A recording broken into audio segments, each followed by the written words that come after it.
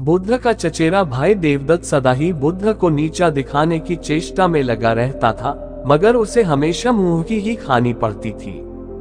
एक बार बुद्ध जब कपिलवस्तु पहुंचे तो अनेक कुलीन शाक्यवंशी राजकुमार उनके अनुयायी बने।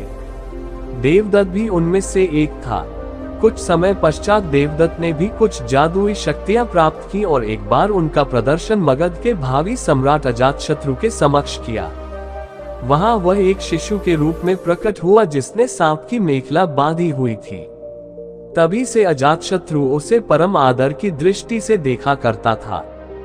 कुछ दिनों के बाद देवदत्त मगध से लौटकर जब संघ में वापस आया तो उसने स्वयं को बुद्ध से श्रेष्ठ घोषित किया और संघ का नेतृत्व करना चाहा। भिक्षुओं को बुद्ध से विमुख करने के लिए उसने ये कहा है कि बुद्ध तो बूढ़े हो चुके थे और सठिया गए हैं। किंतु भिक्षुओं ने जब उसकी कोई बात नहीं सुनी तो वह बुद्ध और संघ दोनों से द्वेष रखने लगा।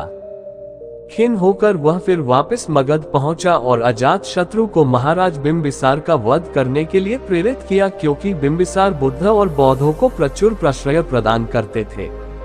प्रारंभिक दौर में बिंबिसार को मरवाने की उसकी योजना सफल नहीं हुई, अतः उसने 16 धनुर्धारियों को बुद्ध को मारने के लिए भेजा। किंतु बुद्ध के व्यक्तित्व से प्रभावित हो सारे उनके ही अनुयायी बन गए।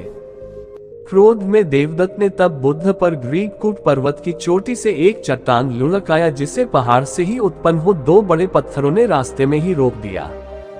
देवदत्त के क्रोध की सीमा न रही। उसने एक दिन मगध राज के अस्तबल में जाकर एक विशाल हाथी नालगिरी को ताड़ी पिलाकर बुद्ध के आगमन के मार्ग में भेज दिया। नालगिरी के आगमन से सड़कों पर खलबली मच गई और लोग जहां तहां भाग खड़े हुए। तभी बुद्ध भी वहां से गुजरे। ठीक उसी समय एक घबराई महिला अपने बच्चे को हाथी के सामने ही छोड़ भाग खड़ी हुई। जैसे ही नालगिरी ने बच्चे को कुचलने के लिए अपने पैर बढ़ाए, बुद्ध उसके ठीक सामने जा खड़े हुए। उन्होंने हाथी के सिर को थपथपाया। बुद्ध के स्पर्श से नालगिरी उनके सामने घुटने टेक कर बैठ गया।